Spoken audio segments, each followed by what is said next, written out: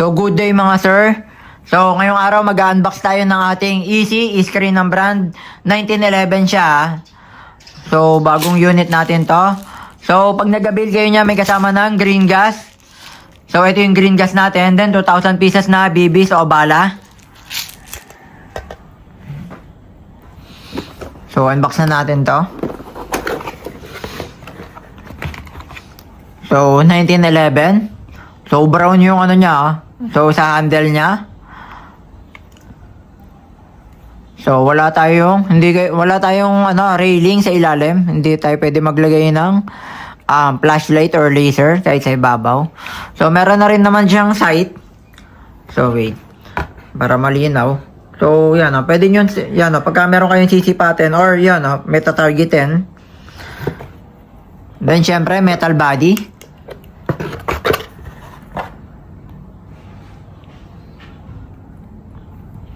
So 1911, alam naman natin yung 1911, isa yan sa, mataas ang FPS, malakas, solid yan sa mga unit natin. So syempre, meron na din siyang BBs or bala. Ay, yung magazine niya. So full metal alloy na rin yan, metal na rin yan mga sara. So solid na solid tong unit natin. So meron na din siyang safety lock. Yan So, eto, try natin. Wait, try lang natin sa ganitong direction. So, puputok na ba to? Yes. So, try natin kasi.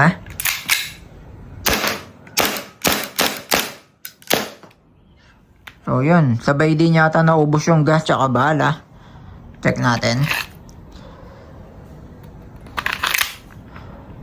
So, press nyo lang yan para bumalik. Ito. Yung pinaka side lock yan Ito. Yung pumipigil pagka nagka-cock siya, nag-open chamber. So pagka wala ng bala, so press nyo lang yan. So di ba? Solid na solid tong unit natin So meron din pala tayong, wait, puputok pa ba to? So wala na talaga siyang gas. So pakita ko lang din, hindi nyo siya makakalabit So, pagka nakataas natin yung safety lock. Yan So, pakita lang natin. So, nakataas na yung safety lock. So, baba ulit natin.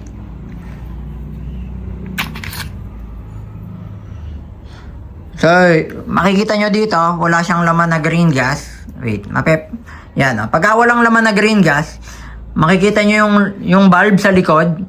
Yan Yan malambot siya, nape-press, di ba? Yan kita nyo na pe-press. So para sa mga beginner, yan. Sa mga newbies dyan, para alam nyo, pagka walang green gas, so yan, malambot siya mga sara. So ito yung inlet bulb, kita ba? Yan yan yung pinaka-inlet bulb. Yan sa ilalim. Diyan natin kino-connect yung pinaka-green gas. So diyan natin kinakarga ng green gas So, pakita natin. Pinaka-unit natin. So, 1911. Easy ang brand. E-screen. So, solid na solid to. So, nga pala, reminder lang din. Always finger out So, yan. Safety reminder lang yan. Huwag nyo muna ipapasok o ilalagay sa trigger pin. So, syempre, safety reminder lang din para baka mamaya maiputok natin. So, sakto naman talaga yung kanina. Ubos yung bala, ubos yung gas. So, sagad na pala yun. Mapapansin nyo naman yan hindi na siya puputok. Kahit anong kalabit nyo. So, pakita ko lang din. So, ulitin ko So, ito yung green gas natin. So, ito yung magazine natin. Sa ilalim nagkakarga sa inlet bulb. Ito. Yan, medyo kita na malinaw dito sa side na to. Angat lang natin yung camera. So, kita ba? So, karga lang tayo. So, 5 to 8 seconds yung pagkarga. Pinaka mataas na seconds or maximum niya is 10 seconds, sorry. So, karga lang tayo. Tapat nyo lang yan,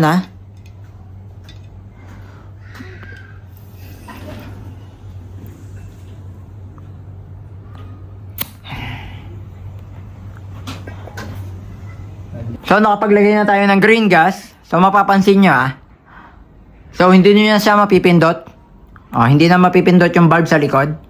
Yan kasi matigas na siya. Meron na siyang laman na green gas. Yan kahit anong pindot nyo dyan. So, pagka naman diniinan nyo, syempre, sisingaw yung green gas. So, next natin, maglagay na tayo ng bala o bibis. Gamit lang tayo ng 0.20.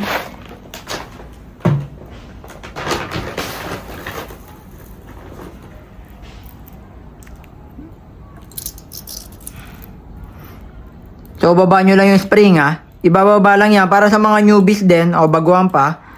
Sa mga gusto rin magbumili ng airsoft o gas type automatic, sa mga interested, ganyan lang yung paglagay ng bibis.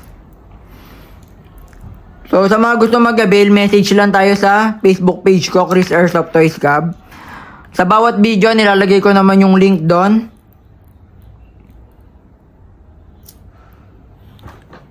So, yan, medyo marami na rin. Pero, yung maximum neto na capacity is 25 BBs.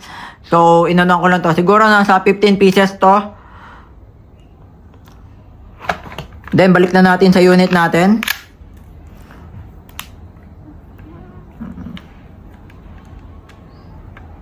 So, yan hindi nyo siya makakasa. Nakita nyo ba? Hindi makakasa kasi nga, naka-safety siya. So, di ba? So, babaan natin. Binaba natin yung safety. So, di ba? Nakakasa na natin. So, gamit lang tayo ng chronograph. So, medyo malinaw ba? Ayusin lang natin. So, first try.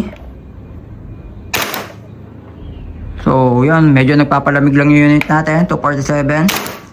268, yan, tumataas na So, 262.